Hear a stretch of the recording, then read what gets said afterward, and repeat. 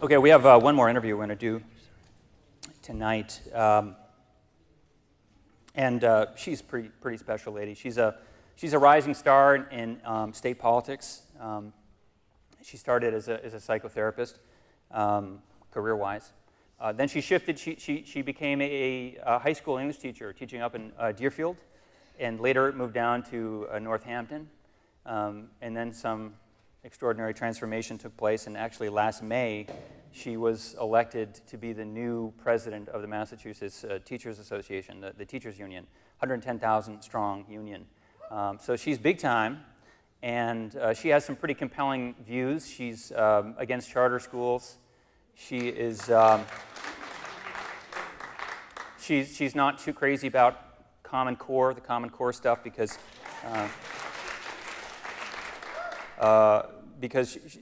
she feels like it's sort of an opening the door to corporate influence in education, and also because it's sort of biased against our brown children, our black and brown beautiful children. And also she's called for a 3-year moratorium on teacher assessments and also high-stakes testing. Yeah, so she's making all the right people nervous. And one other credential I wanted to share with you.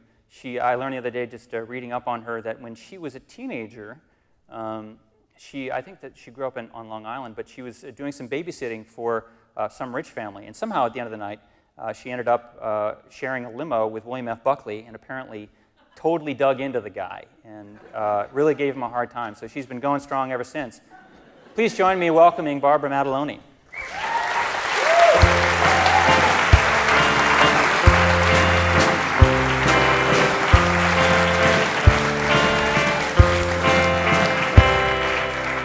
So you're a super exciting person. I guess so. Yeah, well, I mean, it's like there's certain kinds of people that make other people nervous, and sometimes, like, no matter how you feel about these people, it's fun watching the other people squirm. Like for instance, however you may feel about Julian Assange, for instance, he made people squirm, and it was sort of fun, like sitting back and saying, "Wow, look at that guy squirm." So, I mean, You've been in office for, what, a month or 2 months now? 8 weeks. Okay. Yeah. And have you, like, encountered the Big Ed and had any sort of exchanges with them? Like, how's it been going? Yeah, I met with the Commissioner of Education, Mitchell Chester, and it was interesting. He was expecting me, I think, to come in with 3 heads and swords and go after him. And the question I asked him was, we're education leaders in the state, and it seems to me that we should be talking about what do we want for our children? What's sort of the ideal education that every child in the Commonwealth should have? And I talked about places of joy and creativity and imagination, empathy and democracy. He didn't know what to do with that. Yeah.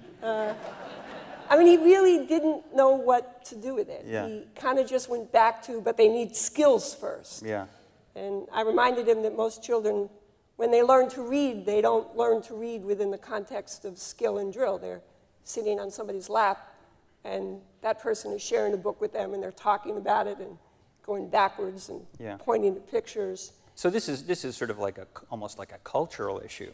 That it's not even like a difference in beliefs. It's almost like these are 2 different worlds that are coming together here. Well, I think the thing that's really important to think about that is that it's a cultural issue for poor children and black and brown children, but it's not a cultural issue for the children of the rich. Right. They go to schools that have beautiful campuses, that have small classes, music and art and theater, opportunities for creative thinking. And then we tell the kids in Holyoke that they, need to prep for the test, and have their scores of their test posted for everybody to see. Right. Okay. So one thing that I've been trying to kind of adjust to is the idea of Big Ed. Like we've heard about Big Ag and Big this and Big that, and it's, I'm like making room in my mind for another villain now. So is this a real thing, like Big Ed? This is a real thing that we need to think about and try to solve. Yeah, for some reason, when you said Big Ed, I had like the Ed the talking horse. Yeah. It took me a minute. What are we gonna do about sort that? of wrap around that big head. Yeah, that's how deep you are in all this stuff. Yeah, Isn't it? You're looking out from the inside, and you see big head out there. Yeah, I mean, it's real. It is, Pearson is the largest assessment company in North America, and they are international now. Yeah. They are designing the tests that will then be used to determine student success, teacher success, and that means that then they're designing the curriculum, they're designing the professional development work for the teachers, and it's kindergarten all the way up through higher ed now. I mean, it's a huge moneymaker. Right. And that's just one piece of it. Okay. All right, so here's what I don't get, though. I mean, corporations, you got to hand it to them, they are very nimble, and they move into spaces that are vacant. And so my question is, like, what happened? Like, who dropped the ball here and created this? Like, who screwed up such that corporations could come in and say, oh, these guys are clearly not doing a job. We need to come in here and clean things up. So, I mean, it's interesting to think about who dropped the ball. This was sort of a designed attack. I mean, this started actually back in the 50s, but came to a head in the 80s with The Nation at Risk, where we were told by Reagan and his people that our schools were failing. And the idea behind that, I mean, because actually our schools weren't, I mean, even by their measures, and I don't believe in testing as a measure, our schools were actually doing pretty well right then, and the so-called achievement gap was actually closing at that point. But part of what happened in terms of capital is that there are fewer and fewer places to make money. The manufacturers were out of town. Were global. People were moving globally to get manufacturing. So it was like, where can we sort of prime our resources and exploit as much as possible? The public sector became the place to do that. And public schools are places where you can make a lot of money. We send every child to school in this country. So I don't know what to say in terms of like who dropped the ball. I think this was an aggressive attack that was designed to profit from the public sector. I'm sure it was. It's just that, I don't know like how far you can really get by blaming corporations for aggressively attacking. And I'm also not surprised that somehow, like, when we ask where this begins, Reagan comes up. Well, where else, I guess? But I mean, it seems to me that corporations are always going to behave in this way, and that you need to expect it, and you need to be able to have your own ideas in place and to fight back. Yeah, but you need an analysis then to understand that what corporations do is going to be wrong, right? Okay. So, I mean, I guess that's part of what I'm saying. You need an analysis of capitalism as a problem, and part of what happened is that we didn't have that analysis, and so when they came after us, we sort of, as a culture, accept things like individuality is a goal, competitiveness is a goal, acquisition of property is a goal, so that they were able to sort of slide right in. What we lost in that as they became to control the narrative more and more were things like the common good is a goal, like democracy is a goal, like empathy is a goal. So they took over the narrative, and I guess that's how we ended up giving it away. But I'm cautious about sort of blaming ourselves for that, because I think the system's very powerful and very intense and all-encompassing, and so I think we need to understand it and then find a way together to name it and fight back against it. Yeah, no,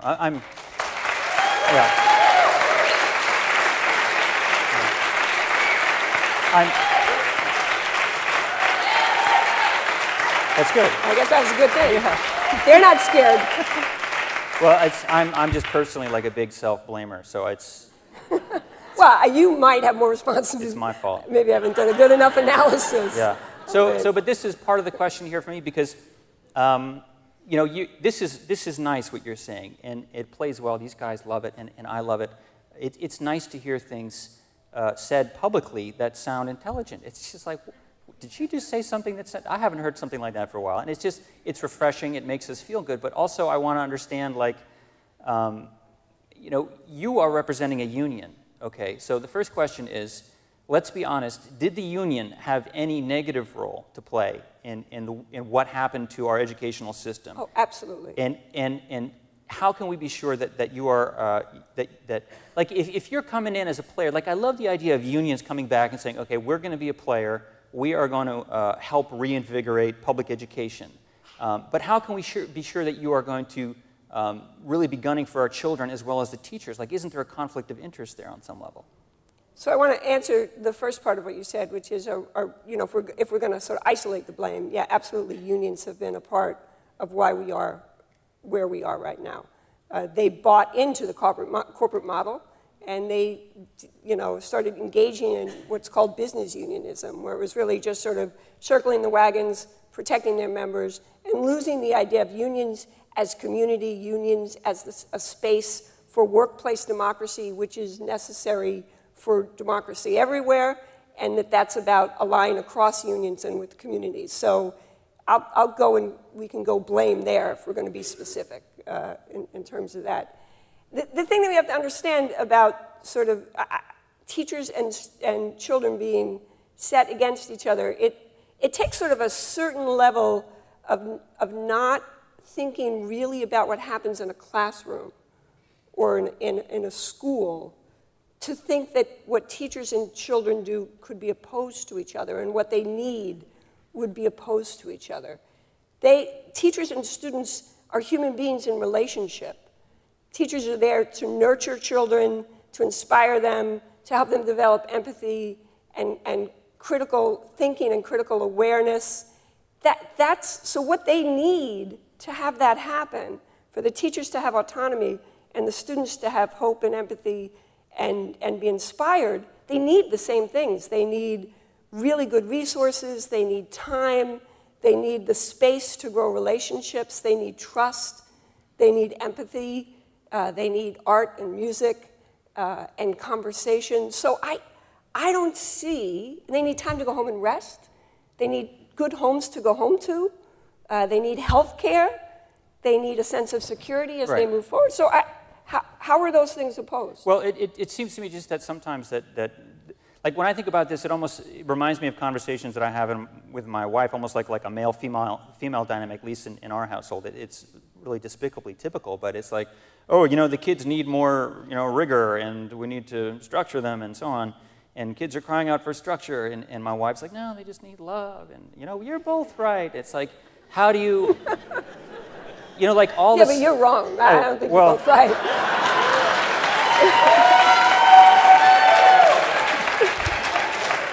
You missed my point. They do this to me every time. They're like, yeah, I hear what you're saying. I care about this, obviously, a great deal, especially because my kids are 3 and 5, and they're about to go into this. And I feel like I take corporations so seriously, and I think that they are the biggest threat to public education. And I just don't want. I want to make sure that there are enough new ideas. Like, let's say unions come back. And let's say that unions are going to be, in Massachusetts anyway, it's sort of the spearhead of a new attempt to redefine public education and restore belief in public education.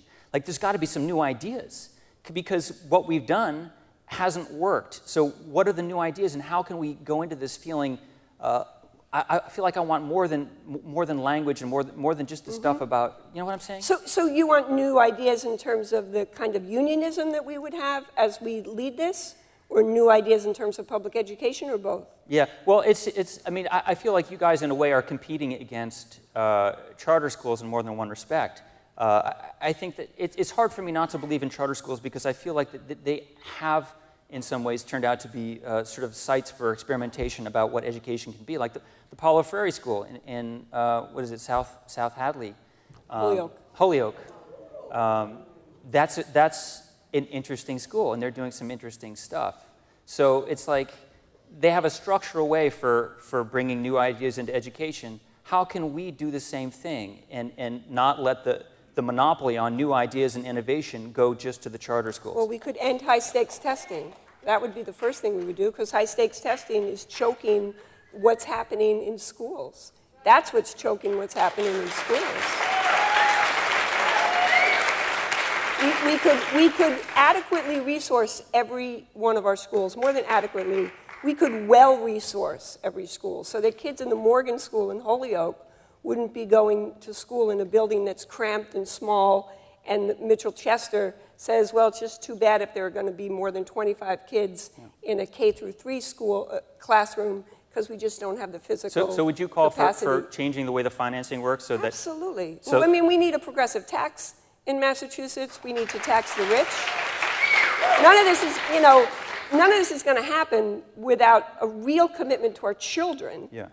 And I think we have to remember, these are children we're talking about. Yeah. If we cared about every single child, I said this to Mitchell Chester, I don't get it. If we really care about our children, and we care about every child, then how come we're not furious that every single child isn't getting a really high-quality education? I don't get that. Yeah. So how did he respond to that one? I think he talked about, skills-based learning. Yeah. Yes. I mean, he really, it was sort of interesting that he didn't seem to know what to do with presenting a deep vision of public education. Yeah. Okay, so that was different. We need a new guy then. We need to get rid of that guy and get a new guy. Well, I can't tell you. I mean, I hear that every day, a couple of times a day. Yeah. From across the political spectrum. What do we need to do to get a new guy? Well, or gal? Boy, that's. I mean, that's I don't even know. Interview, like, right? are they elected or are they appointed or? They are elected by the Board of Ed, which is appointed by the governor. Yeah. Okay. So this is going to be like a political. It's a political process. position. But I think, I don't think we should, in any of our actions, you talk about how this union is going to be different. I don't think we can rely always on sort of the system as it's been designed to say, okay, we got to wait for that to happen. Yeah. And we'll wait for that, we'll sort of move slowly through this and hope that the bureaucracy moves in the way that we're kind of nudging it. Right. I think we have to start taking really strong positions and think about the kinds of acts of resistance that we can engage in so that it topples on itself. Okay. All right. I like that. Does that sound good, everybody? Yeah. I feel like we could talk about this a while, but there's one thing I want to share with you. I just learned the other day that Daniel Hales has maybe the only song in the world about high-stakes testing. You have any interest in, I don't know if you have to be someplace. You want to stick around and give it a listen? I'd love to, yeah. Daniel?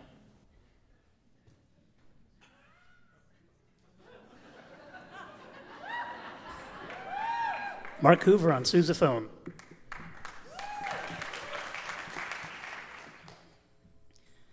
And in case the title confuses you, my students refer to the standardized test as the bubble test because you fill in the bubbles.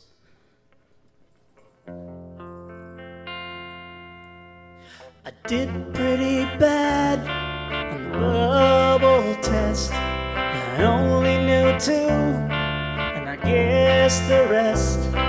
I made a cool pattern on my answer sheet till the bubbles all blurred and I fell asleep. My eraser's always gone long before my lead. There's just too much going on inside my head, and I never would have gotten out of bed if I'd known about the bubble test.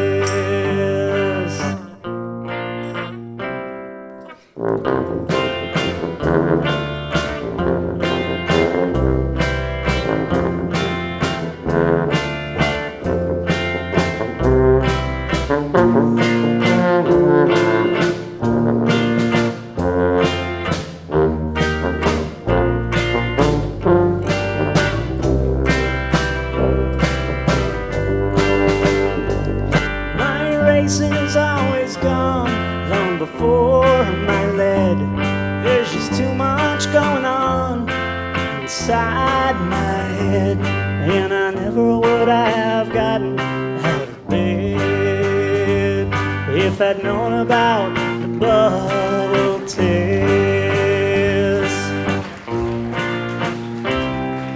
Number 2 pencil became a tall tree.